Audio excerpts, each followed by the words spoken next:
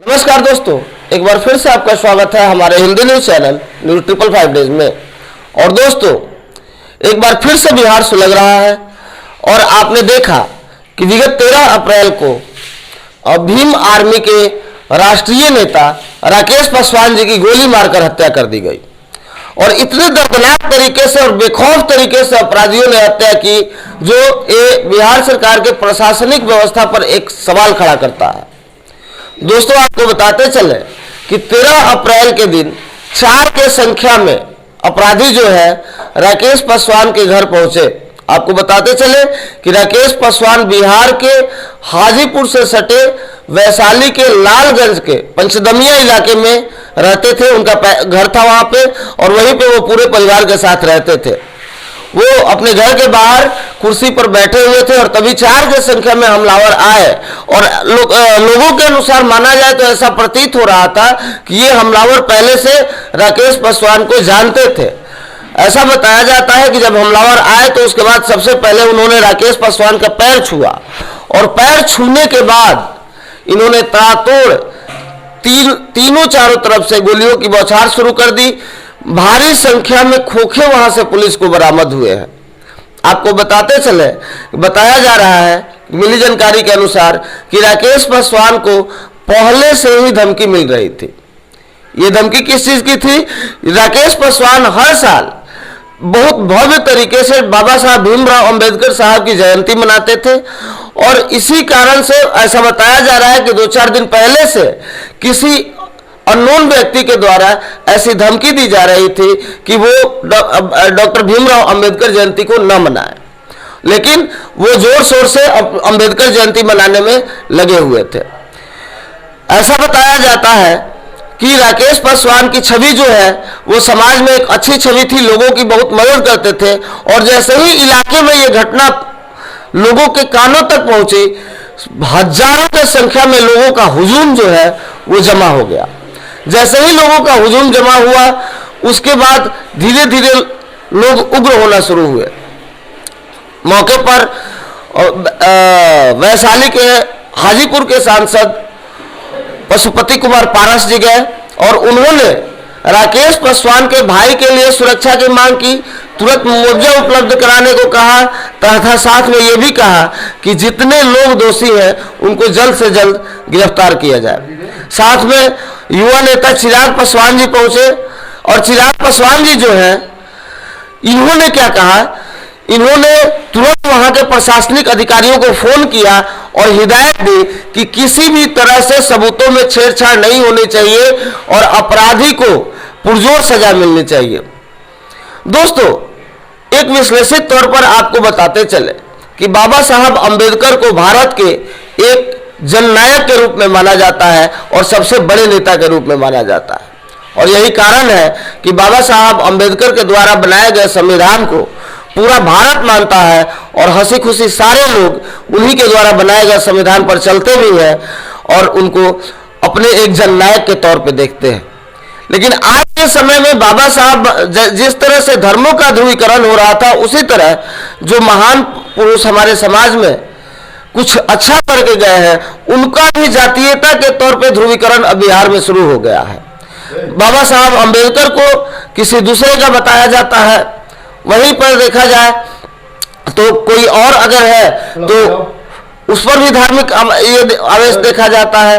तो मैं आपको बता दूं कि बाबा साहब अंबेडकर को पूरे भारत के लोग मानते हैं और मानते रहेंगे और हमेशा वो पूजनीय रहेंगे। लेकिन बाबा साहब अंबेडकर के नाम पे समाज को बांटना या उन पर एकाधिकार दिखाना ये बिल्कुल गलत है, क्योंकि बाबा साहब अंबेडकर सारे भारत के आदर्श है और उन्हीं के द्वारा बनाए गए संविधान का कद्र हम लोग करते हुए और उनको सम्मान देते हैं। अब यदि कोई दल या कोई सामाजिक संस्था या कोई व्यक्ति बाबा साहब अंबेडकर की जयंती मनाना चाहता था या चाहता है, तो उसको पूरा अधिकार है कि वो अपने भावनाओं को समाज के सामने रखे और जयंती मनाए।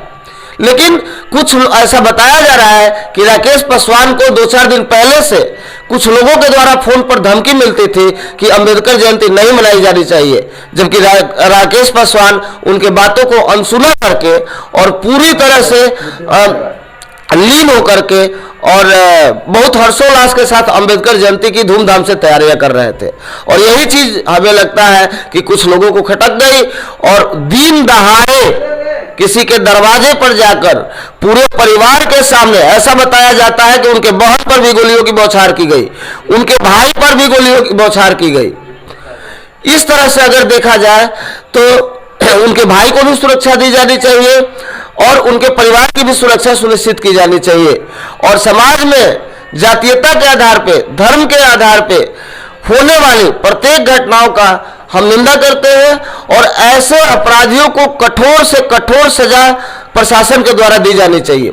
साथ में दोस्तों ऐसा भी देखा जा रहा है कि कुछ एक लोग अब धीरे धीरे मामला को दलित और सवर्णों में बांटने का भी प्रयास करेंगे, लेकिन समाज के जो बुद्धिजीवी लोग हैं उनको दिमाग से काम करने की जरूरत है और अपराधी अपराधी होता है। जिस तरह से कटिहार की घटना में पूरी तरह से प्रशासन ने काम किया, उसी तरह से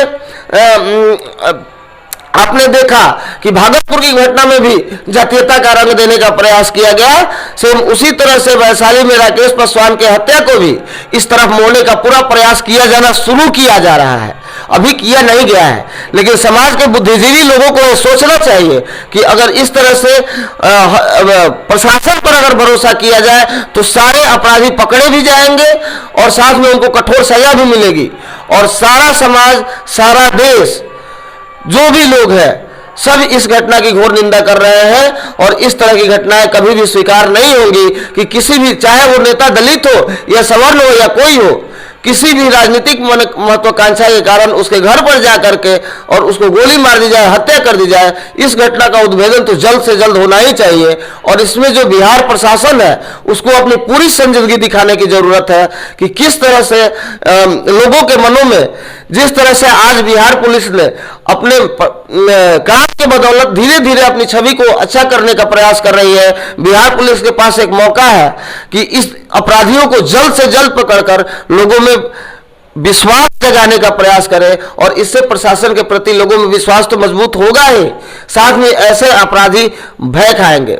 एक तरफ उत्तर प्रदेश में जहां देख रहे हैं कि माफिया और गुंडों का इनकाउंटर हो रहा है, वहीं बिहार में जातीयता के नाम पे आज बहुत सारे नेता जो है मारे जा रहे हैं। ये सिलसिला आज से शुरू नहीं है। आपने देखा कि मुखिया के इलेक्शन के बाद लगातार कितने मुखियाओं को राजनीतिक साजिश के तहत मारा गया। उसके बाद कटिहार की घटना हुई, भागलपुर की घटना हुई और इन सारे घटनाओं के बाद एक चीज आता है और कि ये जो हाजीपुर की घटना हुई, ये सारी घटनाएं कहीं ना कहीं या तो राजनीति से प्रेरित है या फिर किसी समुदाय से प्रेरित है। लेकिन एक बार बिहार इसी तरह के रंगों में झुलस चुका है और बहुत पीछे जा चुका है।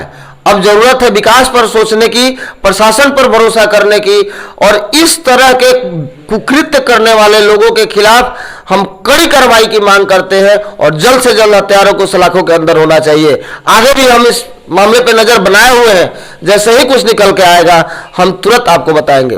Rakesh Kumar Pandey, news 555 days, Patna.